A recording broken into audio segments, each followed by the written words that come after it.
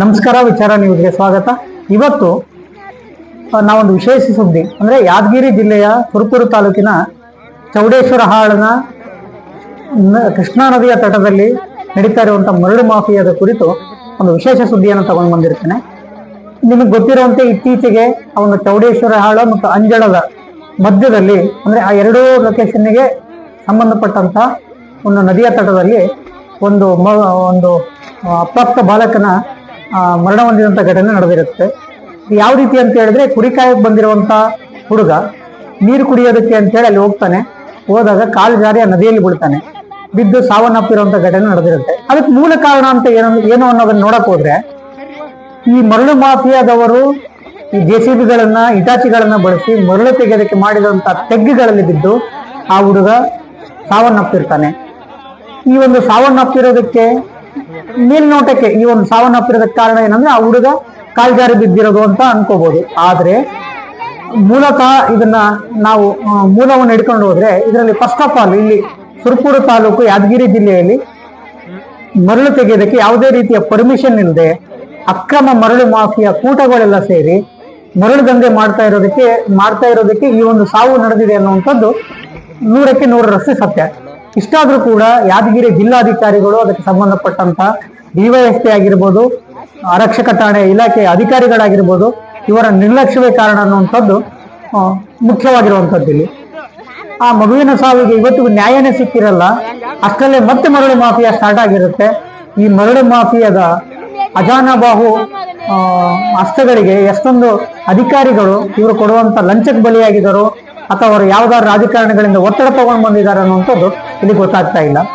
ಈಗ ಆ ಮಗುವಿನ ಸಾವಿಗೆ ನ್ಯಾಯ ಸಿಗೋದಕ್ಕಿಂತ ಮುಂಚೆನೆ ಮತ್ತೆ ಇಲ್ಲಿಗಲ್ ಆಗಿ ಯಾವುದೇ ರಾಜಧನ ಕಡದೆ, ಯಾವುದೇ ಪರ್ಮಿಷನ್ ಇಲ್ಲದೆ, ಯಾವುದೇ ಟೆಂಡರ್ ಆಗದೆ ಈ ಒಂದು ಮರಳು ಮಾಫಿಯಾ ನಡೆಸ್ತಾ ಇದ್ದಾರೆ ಅಂತ ಹೇಳಿದ್ರೆ ಇದ್ರ ಹಿಂದಿರುವಂತ ರಾಜಕೀಯ ಶಕ್ತಿಗಳು ಮಾನ್ಯ ಸುರಪುರ ತಾಲೂಕಿನ ಶಾಸಕರೇ, ತಾವು ಕೂಡ ಇದರ ಕಡೆ ಗಮನ ಹರಿಸಬೇಕು. ನಿಮ್ಮದೇ ಕ್ಷೇತ್ರದ ಒಬ್ಬ ಮತದಾರ, ಅವರು ಒಂದು ಮತ ಹಾಕಿರ್ತಾರೆ ತಂದೆ ತಾಯಿಯವರು, ನೀವು ಅವ್ರನ್ನ ರಕ್ಷಣೆ ಮಾಡುವಂಥದ್ದು, ಅವರಿಗೆ ಒಂದು ನ್ಯಾಯ ಕೊಡಿಸುವಂತ ಒಂದು ಮಹತ್ವವಾದಂತ ಒಂದು ಅಧಿಕಾರ ನಿಮ್ಮ ಹತ್ರ ಇರುತ್ತೆ. ಅದನ್ನು ಬಿಟ್ಟು ಈ ಮರಳು ಮಾಫಿಯಾ ಮಾಡ್ತಾ ಇದ್ದನ್ನ ನೋಡಿಯೇ ಸುಮ್ಮನೆ ಆಗ್ತಾ ಇದ್ದೀರಾ ಅಂತ ಹೇಳಿದ್ರೆ ಇದು ಮತದಾರರಿಗೆ ಒಂದು ನೀವು ಸಲ್ಲಿಸ್ತಾ ಇರುವ ಗೌರವ ಅಂತೂ ಅಲ್ಲ. ದಯವಿಟ್ಟು ಇಂಥ ಒಂದು ಅಕ್ರಮ ಮರಳು ಮಾಫಿಯಾದ ಈ ಒಂದು ಕೃತ್ಯವನ್ನ ನಿಲ್ಲಿಸಬೇಕು. ನಿಲ್ಲಿಸದೇ ಇದ್ದಲ್ಲಿ ಜನಸಾಮಾನ್ಯರಿಗೆ ಆಗ್ತಿರುವಂತ ಈ ಸಾವು ನೋವುಗಳನ್ನು ಲೆಕ್ಕಿಸದೆ ಮತ್ತೆ ಮರಳು ಮಾಫಿಯಾ ಅಟ್ಟಹಾಸ ಮಾಡ್ತಾ ಇದೆ ಅಂತ ಹೇಳಿದ್ರೆ ಇದರ ವಿರುದ್ಧ ಸಂಘಟನೆಗಳಾಗಿರ್ಬೋದು, ಪ್ರಗತಿಪರ ಚಿಂತಕರಾಗಿರ್ಬೋದು, ಹೋರಾಟಗಾರರಾಗಿ ಎಲ್ಲರೂ ಬೀದಿಗಿಳಿದು ಹೋರಾಟ ಮಾಡುವಂತಹ ಸ್ಥಿತಿ ಅತಿ ಶೀಘ್ರದಲ್ಲೇ ನಿರ್ಮಾಣ ಆಗುತ್ತೆ. ಇನ್ನೊಂದು ಮಾಹಿತಿಯ ಪ್ರಕಾರ ಈ ಒಂದು ಮರಳು ಮಾಫಿಯಾದ ಡಕ್ಕ ಏನಿದೆ ಅದು ಸೂಗರಡಿ ಅನ್ನುವಂಥವರಿಗೆ ಸಂಬಂಧಪಟ್ಟಿರುತ್ತೆ ಅನ್ನುವಂತ ಮಾಹಿತಿ ಕೂಡ ಬರ್ತಾ ಇದೆ. ಹಾಗಾದ್ರೆ ಇದಕ್ಕೆ ಬೆಂಬಲವಾಗಿ ನಿಂತವ್ರು ಯಾರು? ಕಾನೂನು ಇಲ್ವಾ? ಡಾಕ್ಟರ್ BR ಅಂಬೇಡ್ಕರ್ ಕೊಟ್ಟಿರುವಂತಹ ಸಂವಿಧಾನಕ್ಕೆ ಬೆಲೆನೇ ಇಲ್ವಾ? ಇಲ್ಲಿ ಕಾನೂನು ಅನ್ನೋದೇನಾದ್ರೂ ಮಾರ್ಕೊಂಡು ತಿನ್ಕೊಂಡ್ಬಿಟ್ಟಿದಾರ ಇಲ್ಲಿರೋರು ಅನ್ನುವಂಥ ಪ್ರಶ್ನೆಗಳು ಸಾರ್ವಜನಿಕ ವಲಯಗಳಲ್ಲಿ ಉದ್ಭವ ಆಗ್ತಾ ಇದೆ.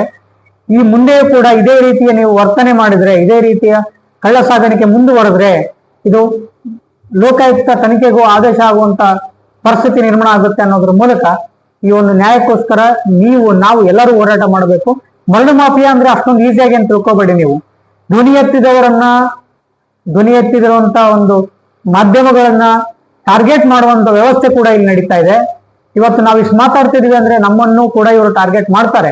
ಆದ್ರೆ ನಾವೆಲ್ಲ ಇಲ್ಲಿ ಬದುಕಬೇಕು ಅಂತ ಹೇಳಿದ್ರೆ ಅನ್ಯಾಯದ ವಿರುದ್ಧ ಧ್ವನಿ ಎತ್ತಬೇಕು. ಅಲ್ಲಿನ ಯುವಕರಾಗಿರ್ಬೋದು, ಇವತ್ತು ಆ ಮಗುವಿಗೆ ಬಂದಂತ ಒಂದು ದುರ್ಗತಿ ನಮ್ಮ ಮನೆ ಮಕ್ಕಳಿಗೆ ಬರಲ್ಲ ಅನ್ನೋದಕ್ಕೆ ಯಾವುದೇ ಗ್ಯಾರಂಟಿನೇ ಇಲ್ಲ.